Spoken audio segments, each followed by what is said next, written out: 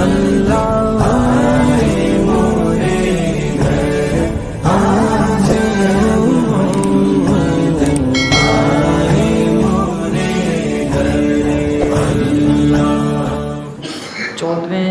سپارے کی تلاوت سماعت کر رہے تھے۔ اس سپارے کے اندر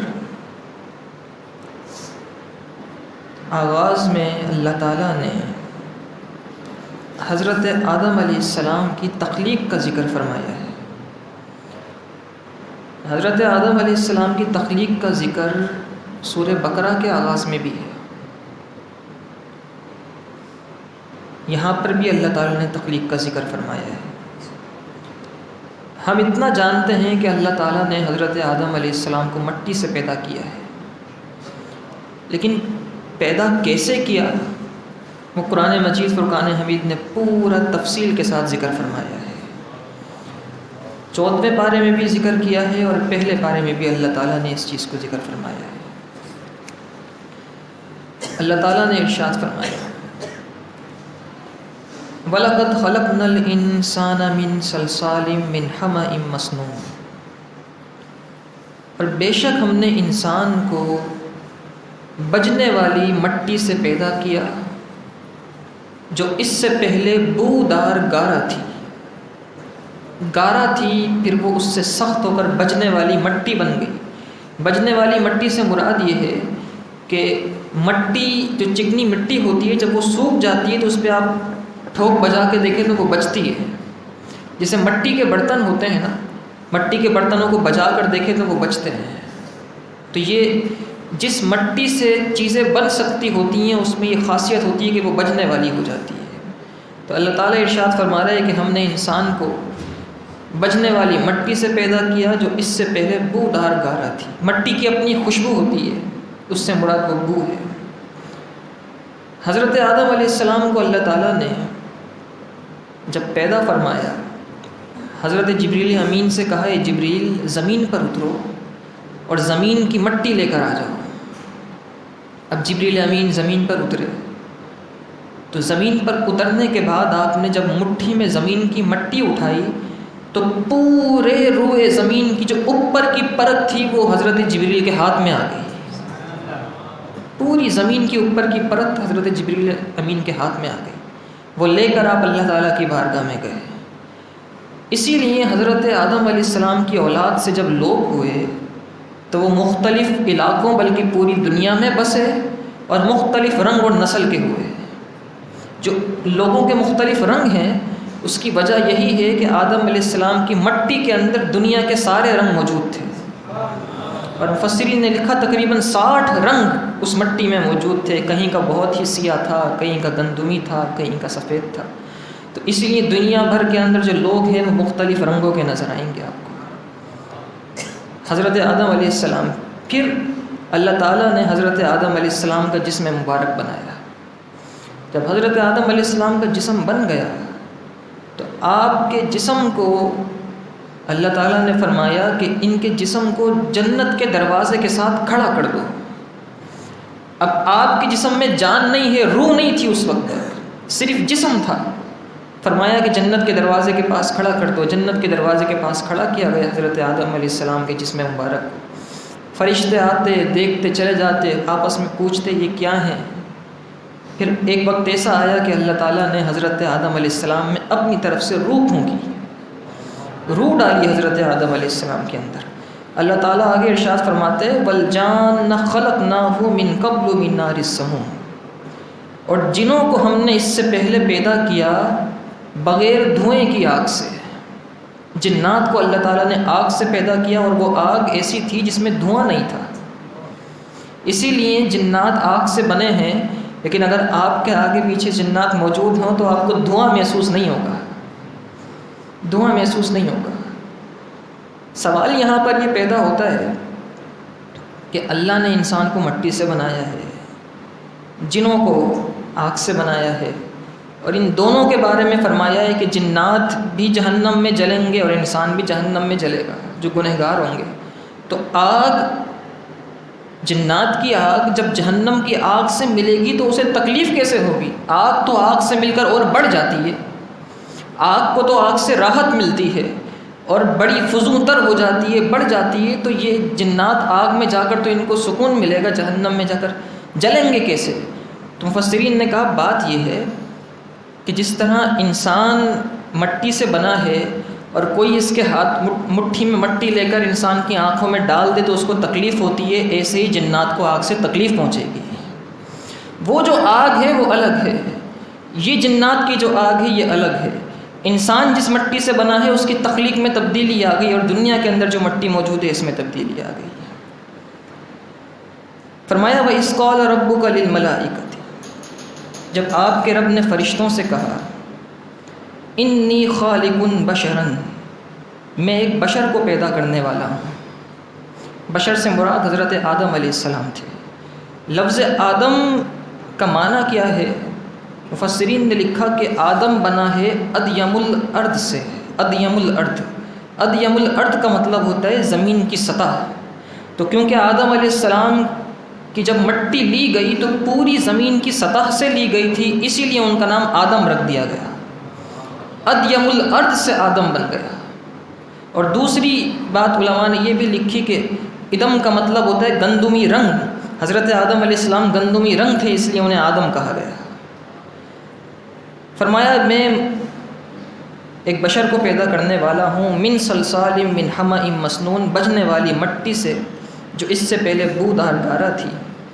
فَإِذَا سَوَّيْتُهُ، تو جب میں انہیں ٹھیک بنا لوں، وَنَفَخْتُ فِيهِ مِن رُوحِي، اور اپنے پاس سے ان میں روح ڈالوں۔ اللہ تعالیٰ فرشتوں سے فرما رہا ہے جب میں اس کا جسم صحیح بنا دوں اور اپنے پاس سے اس میں روح ڈالوں، فَقَعُوا لَهُ سَاجِدِينَ، تو تم سب انہیں سجدے کرنے میں گر جانا، تو تم سب ان کے لیے سجدے میں گر جانا۔ حضرت آدم علیہ السلام کی جسم مبارک میں روح ڈالی گئی، سارے کے سارے فرشتے سجدے میں گر گئے۔ سجدے میں کیوں گئے؟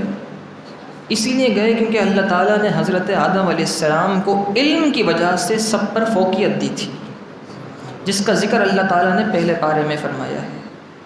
فَسَجَدَ الْمَلَائِكَةُ كُلُّهُمْ أَجْمَعُونَ، تو سب کے سب فرشتوں نے سجدہ کیا، الا ابلیس، سوائے ابلیس کے۔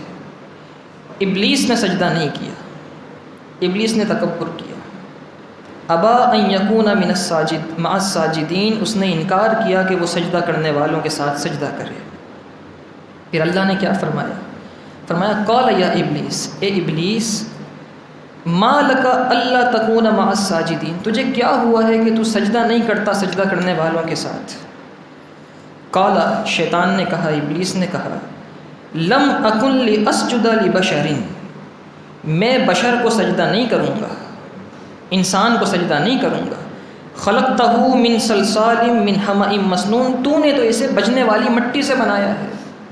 اور ایک اور مقام پہ اللہ تعالیٰ نے شیطان کا دوسرا قول ذکر کیا۔ شیطان نے یہ کہا کہ تو نے انہیں مٹی سے بنایا ہے، مجھے آگ سے بنایا ہے، میں زیادہ طاقتور ہوں، میں مٹی کو سجدہ کروں؟ میں مٹی کو سجدہ نہیں کروں گا۔ تکبر کیا، غرور کیا اس نے۔ جنت میں حضرت آدم علیہ السلام جب موجود تھے تو صرف حضرت آدم علیہ السلام اکیلے تھے، جنت کی بے شمار نعمتیں سب آپ کے لیے تھیں، لیکن انسیت کے لیے کسی اور شخصیت کی ضرورت تھی۔ اسی لیے حضرت آدم علیہ السلام جنت میں کچھ ملول سے رہا کرتے تھے کہ کوئی دوسری میرا ہی ہم جنس کوئی دوسرا ہو جس کے ساتھ انسیت حاصل کر سکوں۔ حضرت آدم علیہ السلام ایک دن آرام فرما رہے تھے تو اللہ تعالیٰ نے آپ کی بائیں پسلی سے، الٹے جانب کی پسلی سے حضرت حوا کو بنایا، ایک پسلی نکالی گئی اور حضرت حوا کی تخلیق ہوئی۔ اسی لیے مردوں کے اندر دائیں جانب 18 پسلیاں ہوتی ہیں، بائیں جانب 17 پسلیاں ہوتی ہیں، اور جو ایک پسلی کم ہے اس سے اس کی زوجہ کو بنایا گیا ہے، اس سے اس کی زوجہ کو بنایا گیا۔ نبی پاک صلی اللہ علیہ وسلم نے ارشاد فرمایا، عورت کو پسلی سے پیدا کیا گیا ہے، پسلی ٹیڑھی ہوتی ہے، ان کے ساتھ خیر خواہی کا معاملہ کیا کرو، بھلائی کا معاملہ کیا کرو، یعنی پسلی ہوتی ہی ٹیڑھی ہے، خیر خواہی کا معاملہ کیا کرو، اگر زیادہ سختی کی جائے گی تو ٹوٹ سکتی ہے، اس لیے خیر خواہی کا، پاکیزگی اور پاک دامنی کے ساتھ ساتھ ان کے ساتھ بھلائی اور اچھائی کا معاملہ اختیار کیا کرو۔ حضرت آدم علیہ السلام کو کی پسلی سے حضرت حوا کو پیدا کیا گیا۔ اب حضرت حوا جب بن گئیں تو فرشتے آئے اور کہنے لگے، آدم علیہ السلام سے پوچھنے لگے، آدم علیہ السلام یہ کون ہے؟ تو حضرت آدم علیہ السلام نے فرمایا یہ حوا ہیں۔ آپ نے خود نام لیا یہ حوا ہے، کیونکہ اللہ تعالیٰ نے ہر چیز کے نام کا علم حضرت آدم علیہ السلام کو دے دیا تھا۔ وَعَلَّمَ آدَمَ الْأَسْمَاءَ كُلَّهَا، یہ اللہ تعالیٰ نے پہلے پارے میں ذکر فرمایا ہے کہ اللہ تعالیٰ نے تمام ناموں کا علم حضرت آدم علیہ السلام کو دیا۔ حضرت آدم نے فرشتوں سے فرمایا یہ حوا ہیں۔ انہوں نے پوچھا حوا نام کیوں رکھا آپ نے ان کا؟ تو آدم علیہ السلام نے فرمایا دیکھو حوا بنا ہے حیٌ سے، اور حی کہتے ہیں زندہ کو، میں زندہ ہوں، مجھ زندہ سے ایک اور زندہ بنایا ہے، اسی لیے اس کا نام حوا ہے۔ حی سے حوا اور حوا حضرت حوا کا نام۔ فرمایا کہ مجھ زندہ سے ایک اور زندہ کو، یہ اللہ پاک کی شان ہے، وہ اپنے قدرت کے نظارے کراتا ہے، وہ جیسے چاہے پیدا کر سکتا ہے۔ بغیر ماں باپ کے حضرت آدم علیہ السلام کو پیدا کیا، کسی مرد عورت کا دخل نہیں تھا۔ 4 طریقے سے اللہ پاک نے تخلیقات فرمائی انسان کی۔ ایک تو وہ عام طریقہ ہے جس میں مرد اور عورت کا ملاپ ہوتا ہے، دنیا کے اندر عام ہے۔ حضرت آدم علیہ السلام بغیر کسی مرد اور عورت کے پیدا ہوئے، محض اللہ پاک کی قدرت کاملہ سے۔ ایک انسان کو محض مرد سے پیدا کیا، یعنی حوا، حضرت حوا کو حضرت آدم علیہ السلام سے پیدا کیا، مرد سے ایک اور انسان کو پیدا کیا، اور ایک عورت سے، محض عورت سے ایک انسان کو پیدا کیا، یعنی حضرت مریم سے عیسیٰ علیہ السلام کو پیدا کیا۔ تو بغیر مرد و زن کے بھی پیدا کر سکتا ہے، صرف مرد سے بھی پیدا کر سکتا ہے، صرف عورت سے بھی پیدا کر سکتا ہے، اور مرد و زن کے ملاپ سے بھی پیدا کر سکتا ہے۔ وہ ہر طرح سے پیدا کرنے پر قادر ہے۔ حضرت آدم علیہ السلام نے حضرت حوا کا نام بتایا، پھر جب ان کے قریب جانے لگے تو فرشتوں نے کہا رک جائیے، ابھی ٹھہر جائیں، پہلے مہر ادا کریں، حضرت حوا کا مہر ادا کریں۔ آپ کا نکاح جو ہے رب ذوالجلال نے خود پڑھایا تھا، فرمایا مہر ادا کیجیے آدم علیہ السلام۔ حضرت آدم علیہ السلام نے کہا مہر کیسے ادا کروں؟ اور ایک اور روایت کے مطابق حضرت حوا نے کہا کہ میرے پاس آنے سے قبل مہر دیجیے۔ تو حضرت آدم علیہ السلام نے فرمایا مہر کیسے دوں؟ تو حضرت حوا نے کہا آپ کی اولاد میں سے آپ کے ایک شہزادے پیدا ہوں گے جن کا نام ہوگا محمد الرسول اللہ، وہ رب کی بارگاہ میں سب سے محبوب ہیں، 3 بار درود پاک پڑھیں مہر ادا ہو جائے گا، 3 بار درود پاک پڑھیں مہر ادا ہو جائے گا۔ یہ حضرت آدم علیہ السلام کا مہر تھا جو انہوں نے حضرت حوا کو دیا تھا، اور پھر اس کے بعد سارے معاملات ہوئے۔ پھر فرمایا جب شیطان نے سجدہ کرنے سے انکار کیا تو اللہ تعالیٰ نے فرمایا قال فاخرج منها، فرمایا یہاں سے نکل جا، فإنک رجیم، بے شک تو مردود ہے، وإن علیک اللعنۃ الی یوم الدین، اور قیامت کے دن تک تجھ پر لعنت ہے۔ لعنت کا مطلب کیا ہوتا ہے؟ یہاں لعنت دینا بڑا عام ہو گیا ہے ہمارے معاشرے میں، چلتے پھرتے دن میں 100 دفعہ لعنتیں دی جاتی ہیں۔ لعنت کا مطلب ہوتا ہے کسی کو اس چیز کی بد دعا دینا کہ اللہ تجھے اپنی رحمت سے دور کر دے، اور یہ بہت بڑی بد دعا ہے۔ اسی لیے خواتین بالخصوص لعنتیں زیادہ دیتی ہیں، انہیں منع کیا گیا ہے کہ لعن طعن مت کیا کرو۔ مرد حضرات کو بھی چاہیے کہ اگر ان کی زبانوں کا یہ تکیہ کلام بن چکا ہے تو اس سے پرہیز کریں۔ لعنت ایک بہت بڑی بد دعا ہے، اس کا مطلب یہ ہے کہ اللہ تجھے اپنی رحمت سے دور کر دے۔ قال رب فانظرنی الی یوم یبعثون، شیطان نے کہا اے میرے رب تو مجھے مہلت دے قیامت کے دن تک کی، قیامت کے دن تک کی مجھے مہلت دے۔ قال فانک من المنظرین، فرمایا تجھے مہلت دی گئی، تجھے قیامت کے دن تک کی مہلت دی گئی۔ پھر شیطان نے رب ذوالجلال سے فرمایا کہ تیرے جو برگزیدہ اور پاکیزہ لوگ ہوں گے، بندے ہوں گے، میں انہیں بھٹکاؤں گا، بہکاؤں گا۔ اللہ تعالیٰ نے فرمایا جو میرے برگزیدہ لوگ ہوں گے تیرے بہکاوے میں نہیں آ سکیں گے، اور جو نیک لوگ ہوں گے پھر ان کے لیے اللہ تعالیٰ نے آگے ذکر فرمایا۔ یہاں ایک اور چیز علماء نے لکھا کہ انسان جس مٹی سے بنا ہے اسی مٹی میں وہ دفن ہوتا ہے۔ جب انسان کو بنانے کے لیے اس کے پیٹ میں انسانی ماں کے پیٹ میں انسانی صورت دینے کے لیے فرشتے مٹی کو زمین سے اٹھاتے ہیں تو مٹی کہتی ہے تو نے میرا حصہ لے لیا، تو فرشتے اس سے کہتے ہیں پریشان نہ ہو، تجھے واپس کیا جائے گا، تجھے واپس کیا۔ اور پھر وہ کچھ مٹی، وہ ماں کے پیٹ میں اس سے انسانی شکل بنتی ہے، تو جس جگہ کی مٹی سے انسان بنایا گیا ہے اسی مٹی میں وہ دفن ہوگا۔ اسی لیے آپ نے دیکھا ہوگا لوگ پیدا کہاں ہوتے ہیں، تدفین کہاں ہوتی ہے، بنتے کہاں ہیں، انتقال کہاں ہوتا ہے، اور پھر اسباب بن جاتے ہیں، اسباب بن جاتے ہیں۔ یعنی ایسا بھی ہوتا ہے کہ پاکستان میں تھے، بالکل صحیح تھے، کوئی بیماری بھی نہیں، ظاہری طور پر کوئی معذوری بھی نہیں، مدینہ شریف گئے، 2 دن کے بعد وصال ہو گیا، بقی شریف میں مدفون ہو گئے، وہاں کی مٹی سے بنے تھے۔ تو جہاں کی مٹی ہوتی ہے وہیں سے تخلیق ہوتی ہے۔ نبی پاک صلی اللہ علیہ وسلم کا جب خمیر مبارک تیار کیا گیا، اللہ تعالیٰ نے فرشتوں کو حکم دیا زمین کے دل سے مٹی نکال کر لاؤ، زمین کے قلب سے مٹی نکال کر لاؤ۔ تو فرشتے زمین پر اترے، اور اترنے کے بعد یہ جو خانہ کعبہ ہے نا، یہ زمین کا دل ہے، یہاں سے مٹی لی، اور یہاں سے مٹی لینے کے بعد رب ذوالجلال کی بارگاہ میں گئے۔ پھر رب ذوالجلال نے فرمایا اس مٹی کو گوندو کوثر اور تسنیم کے پانیوں سے، کوثر اور تسنیم کے پانیوں سے اس مٹی کو گوندا گیا۔ پھر عرش اور کرسی کے گرد کئی ہزار سال تک اس مٹی کے چکر لگائے گئے، یہاں تک کہ علماء نے لکھا کہ یہ مٹی موتیوں کی طرح چمکنے لگی۔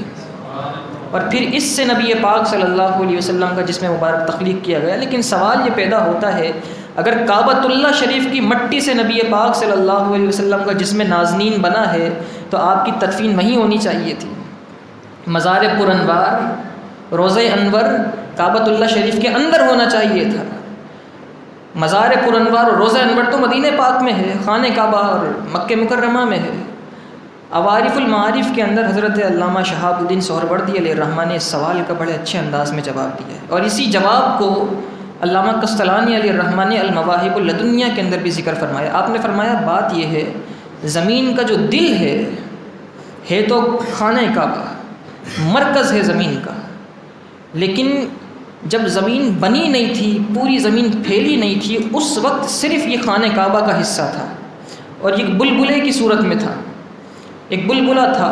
اس وقت فرشتوں نے یہاں سے مٹی اٹھائی، پھر یہ بلبلا پھٹا اور پانی پھیلا، یعنی زمین پھیلی، تو وہ مقام جہاں سے جان کائنات صلی اللہ علیہ وسلم کی مٹی اٹھائی گئی تھی، وہ حصہ پھیل کر ادھر آ گیا، وہ حصہ پھیل کر ادھر آ گیا۔ یعنی اللہ تعالیٰ نے اپنے حبیب کو مکی بھی بنایا، مدنی بھی بنایا، مکی بھی بنایا، مدنی۔ پیدائش تو خانہ کعبہ کی مٹی سے پیدائش ہے، اور تدفین انور آپ کی وہاں پر ہوئی۔ اور پھر ایک اور مسئلہ یہاں پر سماعت کر لیں، لوگ تو صرف مکہ مکرمہ جاتے ہیں، واپس آ جاتے ہیں، مدینہ شریف جاتے ہی نہیں ہیں، بلکہ سوال کرتے ہیں۔ بعض اوقات میں تو سوچتا ہوں کہ لوگ میسج کرتے ہیں یا کال کرتے ہیں، علامہ صاحب عمرے پر جا رہا ہوں، ذرا یہ بتا دیں مدینہ بھی جانا ضروری ہے، مدینہ بھی جانا ضروری ہے، یا عمرہ کر کے ہی واپس آ جائے؟ تو میں ان سے کہتا ہوں اعلیٰ حضرت نے تو یہاں تک لکھا تھا، اس کے طفیل حج بھی خدا نے کرا دیے، اصل مراد حاضری اس پاک در کی ہے۔ اگر حضور نہ ہوتے تو حج کرتا کوئی، کچھ ملتا ہی نہیں۔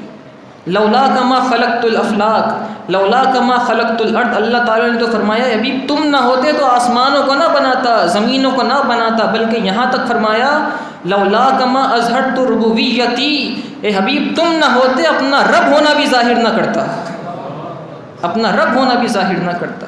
تو لوگ عجیب سوال کرتے ہیں مدینہ پاک جانا ضروری، تو قسمت اور مقدروں کی بات ہے، جسے چاہا در پہ بلا لیا، جسے چاہا اپنا بنا لیا۔ یہ بڑے کرم کے ہیں فیصلے، یہ بڑے نصیب کی بات ہے، یہ بڑے نصیب کی بات ہے۔ تو یہاں پر مدینہ پاک کے اندر جو نبی پاک صلی اللہ علیہ وسلم کا روضہ انور ہے، میں مسئلہ بیان کر رہا تھا، علماء نے لکھا ہے کہ وہ مقام، زمین کا وہ حصہ جو نبی پاک صلی اللہ علیہ وسلم کے جسم اثر سے اس وقت مس ہے، یعنی قبر انور کے اندر کا وہ حصہ جو حضور کے جسم نازنین سے اس وقت مس ہے، وہ عرش اعلیٰ سے بھی زیادہ فضیلت والا ہے، وہ عرش اعظم سے بھی زیادہ فضیلت والا ہے۔ اس قدر فضیلت ہے اللہ پاک نے، تبھی تو 70,000 ملائکہ اس کا طواف کرتے ہیں، صبح آتے ہیں اور شام کو جاتے ہیں، 70,000 صبح ہیں 70,000 شام، یوں بندگی زلف و رخ 8 پہر کی ہے۔ اعلیٰ حضرت نے لکھا ہے نا 70,000، اور پھر جو ایک بار آئے دوبارہ نہ آئیں گے، آسی پڑے رہیں تو صلاح عمر بھر کی ہے۔